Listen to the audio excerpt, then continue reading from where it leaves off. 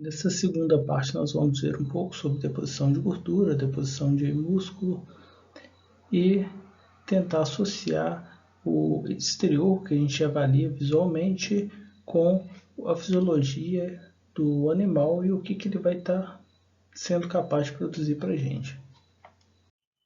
Outra importância grande dos cruzamentos em animais de corte é a formação de raças sintéticas. Então, os bovinos de corte têm algumas raças sintéticas importantes no Brasil: Braford, Brangus, o Canchim, o Sim Brasil e o Santa Gertrude são algumas delas.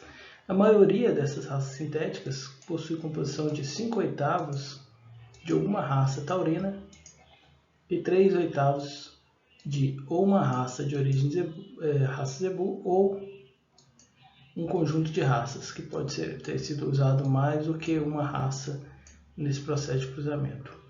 E geralmente, esses 5/8, então esses animais criados em sistema com um nível razoável de tecnologia que aceitam 5/8 e que 5/8 dão um desempenho melhor do que o animal popularmente conhecido como meio-sangue, que é o animal com metade composição genética de taurino e metade composição de zebu ou qualquer outra raça que você esteja cruzando. Então, esses resultados têm sido tão bons que muitas vezes, depois que você chega nos 5/8, existe a recomendação de você cruzar os 5/8 com 5/8 e gerar o puro sintético e passar a trabalhar com essa raça sintética, ao invés de você ficar trabalhando com cruzamentos, utilizando, por exemplo, cruzamento entre raças puras. A desvantagem é que aqui você já perdeu a heterose em comparação a esse cruzamento aqui, é o de máxima heterose individual. Então esse cruzamento é o que você aproveitaria o máximo de heterose. À medida que você chega nos 5/8, começa a cruzar 5/8 com 5/8, você vai tendo o que? A complementariedade entre raças, você vai aproveitando ela e vai tendo recombinações cromossômicas, e também dentro dos cromossomos, quando ocorrem os crossing overs, você vai recombinando genes, segmentos cromossômicos nesses cromossomos, e você vai ficando aí com uma raça que pode ter uma combinação gênica melhor do que as raças originais para aquele sistema de produção no qual você tem interesse em atuar. Então, por isso que muitos puros sintéticos, muitas raças sintéticas têm agradado bastante alguns sistemas de produção, atraindo criadores, entusiastas e gerando associações cada vez mais fortes, né? Então, quando esses 5/8 tem uma complementariedade interessante entre raças e traz um bom desempenho,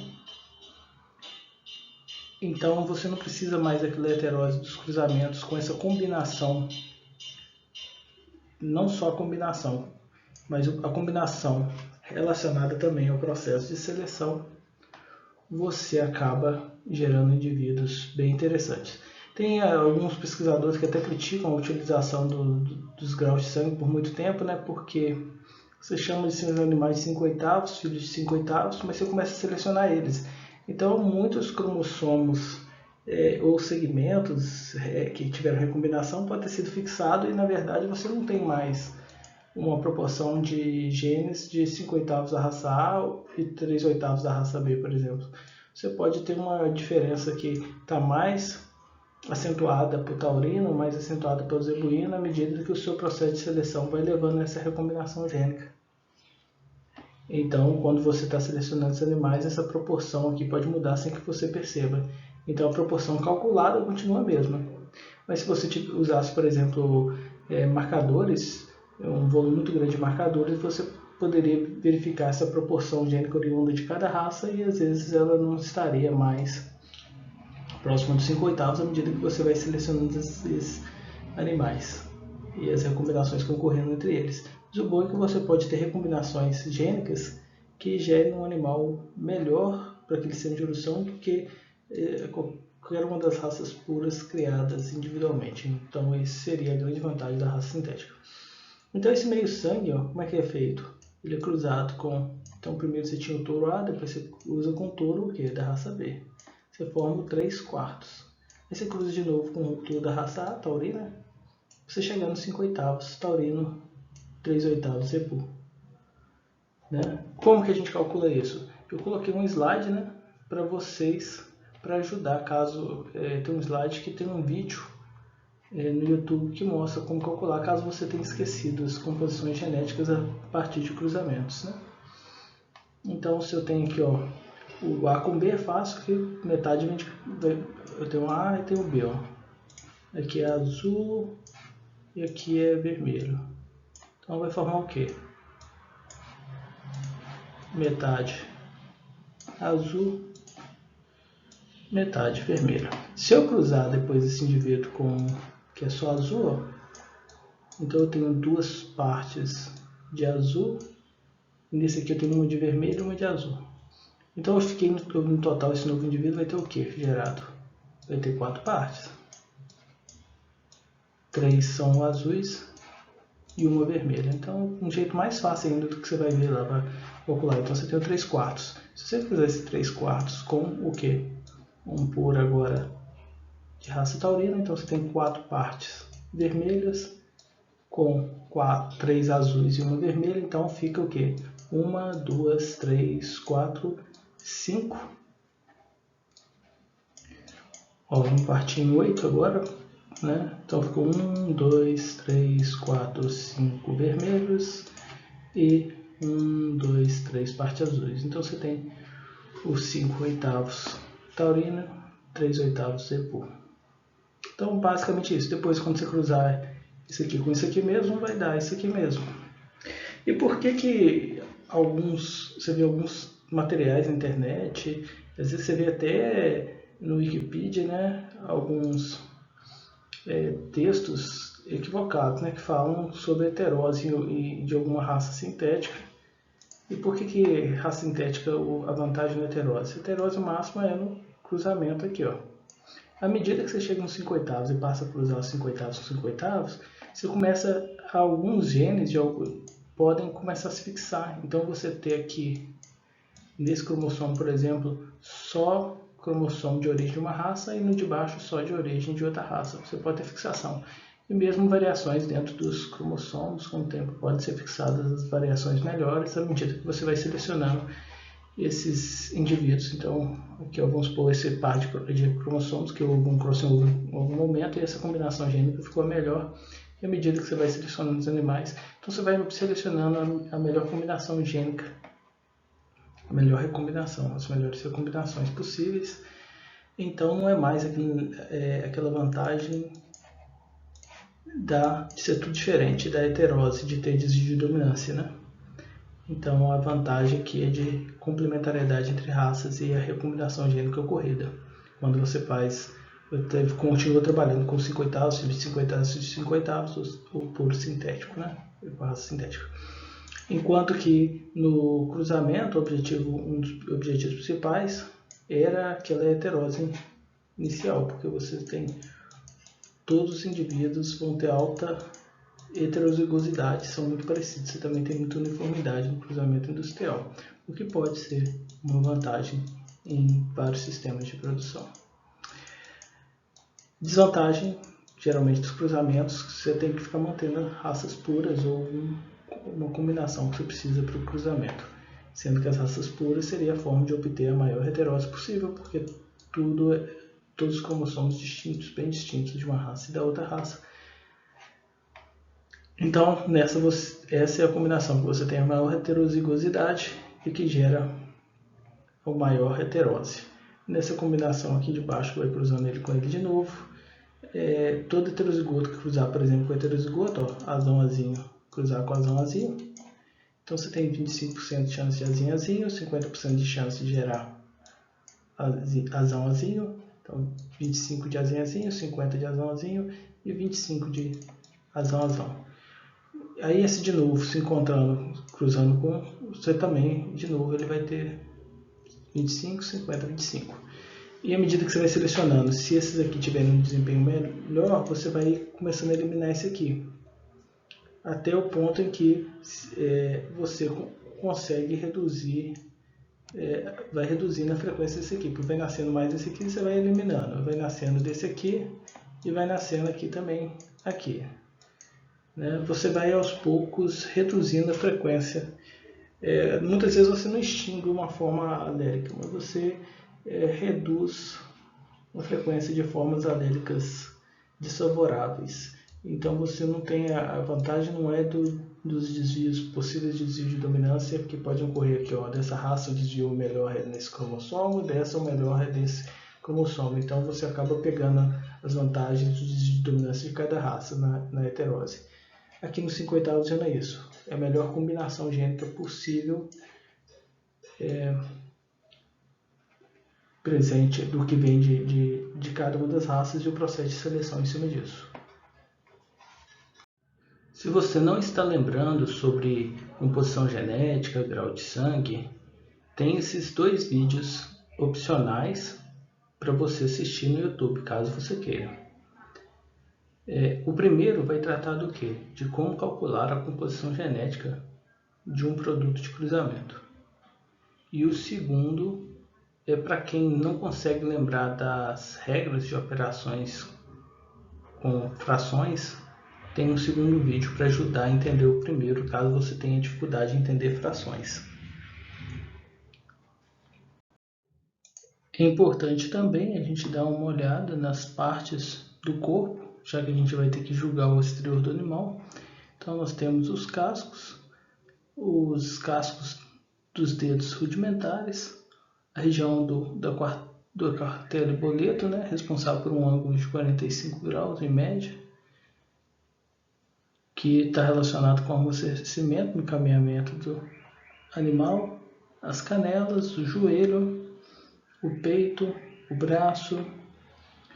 Aqui nós temos o focinho, o espelho nasal, o chanfro, a fonte, a marrafa, o pescoço do animal, a paleta, a linha dorso-lombar. Então, nós temos primeiro dorso e lombo, para você não esquecer, né? Se é a linha dorso-lombar, o nome vai do sentido frontal para o caudal, né? Cranial para caudal.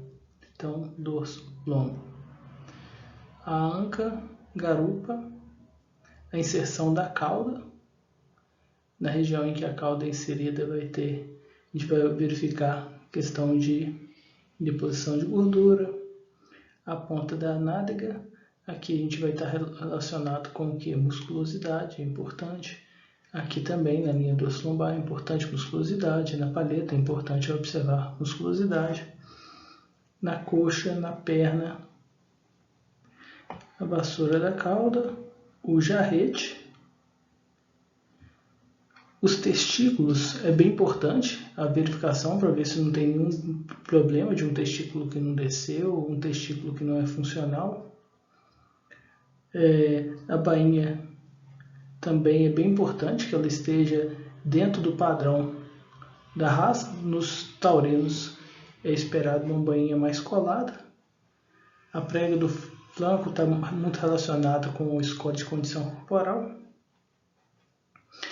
A musculatura, geralmente a gente vai olhar nessas regiões, que vai ser mais evidente, também vai olhar de frente ao animal e visto de trás, o arredondamento dele, mas tem alguns animais que eles são muito parecidos, então no julgamento comparativo você vai acabar diferenciando eles quando essa musculatura ela desce e se estende até o jarrete. Então essa parte de baixo aqui, ó, você vai separar o animal e quando ela se estende até o joelho. Então às vezes os animais são bem equiparados aqui, mas você tem que achar algum ponto para classificar eles em ordem do melhor para o pior e ranquear eles. Então pode ser esse o diferencial, principalmente nos machos. Nas fêmeas, geralmente, a gente vai estar mais preocupado com o aprumo, com a estrutura, a largura de garupa, feminilidade. Então vão estar preocupados às vezes com outras características. A musculatura é importante, mas não vai ser a principal. Já no macho, começa a se observar bem mais e ponderar bem mais. Isso de forma geral, na avaliação de raças taurinas. Essa figura, embora a gente analise o exterior, eu gosto dela porque às vezes você olha o exterior e você não sabe o que está ali naquela função, naquela região. Algumas raças você vai ver descrição sobre ser interessante você ter uma linha superior e inferior paralelas, né? E às vezes você fica olhando para o animal, você não sabe, no animal você tem alguma curvatura aqui que você não sabe o que é, né? Então, o fato de você buscar o que está em cada região pode fazer você entender melhor tanto a questão de aprumos como a questão de algumas linhas e algumas recomendações que você pode encontrar em vídeo de avaliação, julgamento de taurinos, né? A maioria vai estar em inglês, mas são muito bem instruídos. Então você pode devagar, né? Vai aprendendo, mas tem algumas coisas que se você não levar em consideração o que está dentro do animal em cada região, algumas das afirmações que eles fazem lá podem não fazer muito sentido. Por isso, às vezes, se você tiver alguma dúvida, volta nessa figura aqui. Aqui, na deposição de gordura, o peito, né? Na Angus, por exemplo, se não tivesse essa deposição de gordura no peito ainda, ele ia ter um pouco de pele desprendida aqui, não pregueada, é claro, mas um pouco mais, e um lado colando no outro, né? À medida que vai depositando gordura, isso não ocorre mais. Então, isso é um bom indicador, né, de condição corporal do animal. Na região em que a cauda fica inserida, ela também vai ficar o quê? Mais preenchida uniformemente e mais macia, né, com a deposição de gordura. As costelas, eu achei bem interessante um juiz da Universidade de Nebraska explicando como ele faz para olhar. Ele considera que, à medida que o animal vai ficando com maior score, é como se você encostasse nas costas da mão, enquanto menos seria como encostar, passar a mão entre os dedos, né? Então você vai ter pontas ou não vai ter, vai ser mais liso. À medida que o animal vai ganhando gordura, vai ficando mais liso, né? As pernas, até em humanos, essa característica você vê, né? As pernas o animal vai começando a ficar andando com elas mais abertas à medida que ele vai ganhando mais gordura. Então, se ganhar gordura, vai ficando de forma exagerada, o animal vai andando mais devagar com as pernas mais abertas, né? As pregas do flanco, ou virilha, né, começam a pesar e descer mais, então isso aqui fica mais evidente, enquanto era no animal mais magro, né, que ainda não depositou gordura. Isso aqui é mais alto.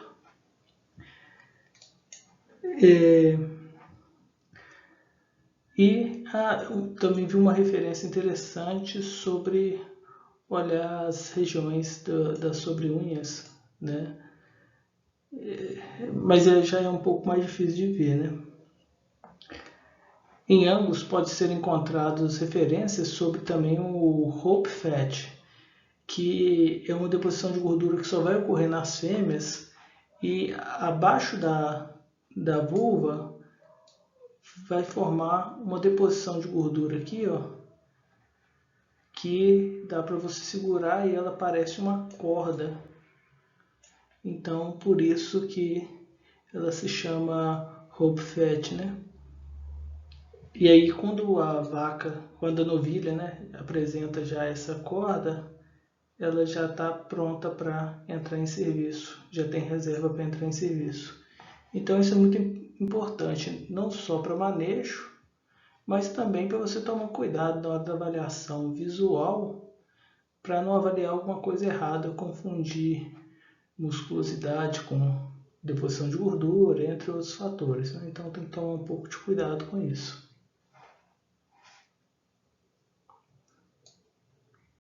Então, na avaliação de novilhas, Então você, na orelha, cabeça, pelagem, vai verificar o quê? As principais características sociais, né? Então o perfil craniano. E aí, na cabeça também vai estar relacionado à sexualidade. As fêmeas vão ter o que? O chanfro mais delicado, a fronte mais fina. Então esse chanfro geralmente um pouco mais comprido, com o focinho mais estreito e o chanfro mais estreito também, mais feminino. Pescoço nas fêmeas é esperado, né? Que ele seja mais feminino, um pouco mais comprido e fino, embora em ambos o pescoço de forma geral é curto comparado às outras raças que a gente viu na aula passada, né? A linha superior e inferior devem ser harmônicas, então você espera um animal com linha inferior e superior. O mouse está ajudando não. Harmônicas. As regiões vistas anteriormente sobre deposição de gordura devem ser observadas, pois estão relacionadas à condição de reserva e preparo da novilha para entrar em serviço, né? Busca-se nas fêmeas profundidade e arqueamento das costelas. Então, as costelas profundas e bem arqueadas.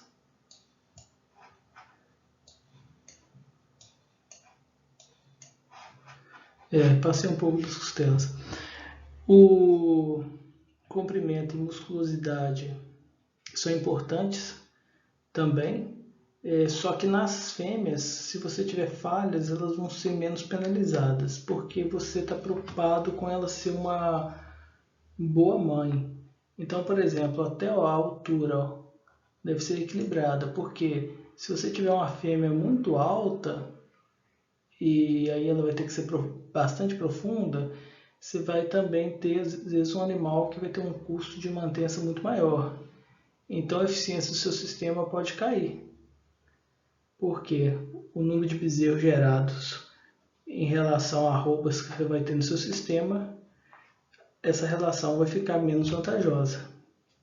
Os aprumos dianteiros e traseiros, esses sim devem ser observados nas fêmeas com muita atenção, porque isso vai estar relacionado com a longevidade produtiva dessa novilha, né? Quantos partos você vai conseguir aproveitar ela vai estar muito relacionado com a aprumo. Então, isso deve ser muito mais priorizado, essas características que eu falei, do que a própria musculosidade, que é importante sim, claro que é, porque também vai estar relacionado com os genes de musculosidade nos machos, mas nos filhos, então é importante, mas geralmente se penaliza menos se comparado ao macho. No macho, diferente da fêmea, o pescoço já deve ser mais forte, né? Mais largo, o chanfro também mais largo e a fronte e o chanfro também mais curto. Então, um animal com a cara mais masculina, a cara mais forte. Os ombros devem ser oblíquos e musculosos, de acordo com a idade que estiver sendo avaliada, e o peito deve ser mais amplo e musculoso. E uma referência que se ouve muito é com relação ao piso do peito, que também deve ser amplo. Então, cuidado com isso, porque às vezes o animal ele é estreito embaixo, então é um animal pouco harmônico, isso também não é desejável. A musculatura deve estender até o joelho, então os animais que tiverem já a musculatura mais desenvolvida, essa musculatura você não vai olhar só na paleta, você não vai olhar só na coxa, na perna, você vai olhar ela até o jarrete, descendo até o jarrete, passando pelas nádegas.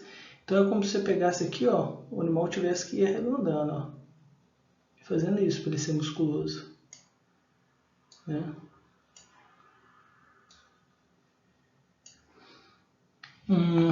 Aqui, uma coisa interessante que pode ser feita é dividir o animal também em quadrantes, né? Então, no quarto dianteiro, no quarto traseiro, mas além disso, você buscar a musculatura aqui, ó, no quarto dianteiro superior.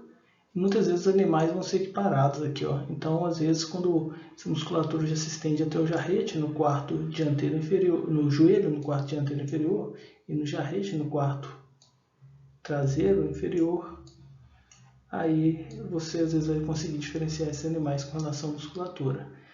Na linha do osso lombar, você também quer o quê? Uma linha mais ampla. Às vezes é difícil você ter uma oportunidade de ver esses animais de uma posição mais elevada. Então, às vezes é difícil você ver se essa linha do osso lombar ela é ampla e musculosa, que é o que você gostaria. Você também vai estar buscando os machos, arqueamento de costelas. Você vai estar buscando precocidade, mas tem que tomar cuidado. Em algumas raças, pode ser que em algumas propriedades também, que essa precocidade já esteja tão... faça tanta parte do rebanho que às vezes você só já chegou a ter animais muito batutinhas, então animais muito super precoces. Então esses animais não estão conseguindo desenvolver bem uma carcaça, uma estrutura adequada, porque você não tem um animal equilibrado, você tem um animal super precoce, né? Então talvez deposite gordura muito cedo, você fica gastando com a forma mais cara de armazenamento de energia. Então, em taurinos pode ocorrer um pouco o contrário do que às vezes você quer em zebuínos, por causa dos anos e anos em que esses animais já são selecionados para essas características, pode ter levado essas raças em algumas localidades a terem atingido o máximo no sentido. E quando a gente viu o julgamento, a gente viu que o máximo no sentido ou o máximo em outro sentido pode não ser o melhor, né? Os extremos nem sempre são melhores, né? Às vezes os animais mais equilibrados em determinado ponto é que vão dar o melhor resultado. Equilibrados dentro da característica e equilibrados em um conjunto e balanceados em um conjunto de características. A musculatura deve estender, né? Até o jarrete, falamos.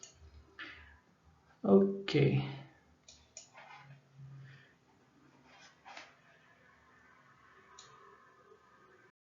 Então, em ambos a cabeça deve ser pequena, ausência de chifres, é claro, olhos proeminentes, orelhas de tamanho médio e cobertas de pelo, mandíbula e papada com excesso entre aspas, né? Excesso comparado a outras raças taurinas, né?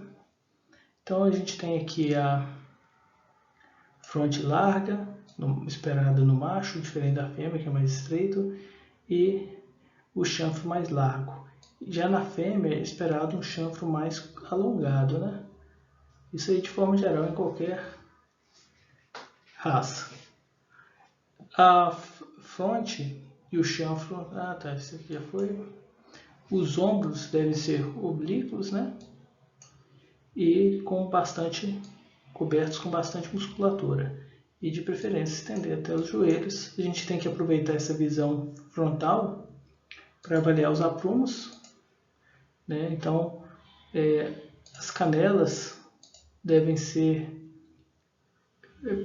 paralelas entre si. Geralmente você espera que seja perpendicular ao solo. Em ambos, acaba que em comparação aos zebus, o que eu tenho visto é que se coloca peso, esses animais são mais precoces, ganham peso muito cedo. E às vezes muitos animais que a gente vê são de pistas. Então a gente vê assim, ó, às vezes você pensa assim, parece que o animal é fechado. Não, tem animal que pode parecer que é fechado, mas isso aqui é musculatura. Na verdade, o animal é reto, né? Mas, quando a gente olha bem aqui, ó, e tenta passar uma linha aqui, dentro dos membros do animal, a gente vê que esse animal aqui, olha só como é que tá torto aqui, ó. Então, alguns animais podem ser o que? Fechado no joelho, tem que olhar o animal de atrás também para ver se não é fechado no jarrete. Então, tomar cuidado com isso, porque aprumos ruins vão reduzir a longevidade produtiva dos animais, né? Também pode indicar algum problema. Em zebu era muito comum ver isso ocorrer, problema de aprumo, por causa dar um tratamento que não faz sentido para o animal produzir a pasto. Que é um tratamento diferenciado, põe peso demais, ele não tem, a ossatura não aguenta muito cedo todo aquele peso que se coloca nele. Em taurinos, naturalmente, no caso do Angus, que é um taurino britânico, são animais mais precoces, foram selecionados há muito tempo para ser mais precoce, mas também você tem que tomar cuidado, porque a longevidade produtiva nas fêmeas, em mais crias, e também a utilização desse macho depende do aprumo. Mesmo que o aprumo seja menos exigido, geralmente, nesses animais, por causa das condições de criação. Não são... os animais taurinos geralmente não estão em propriedades que têm sistemas de manejo com piquetes tão grandes, extensos, como a gente vê no caso das condições de criação tropical.